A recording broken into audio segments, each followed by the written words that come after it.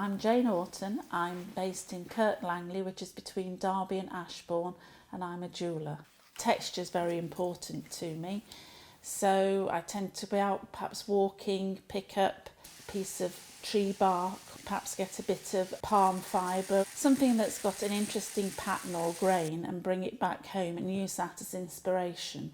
If I perhaps have a piece of coral that washed up on a beach and then make a mould from that, that can involve quite a few processes. With the palm fibre, I use a process called electroforming, which means you have to paint the palm fibre with something, a conductive paint.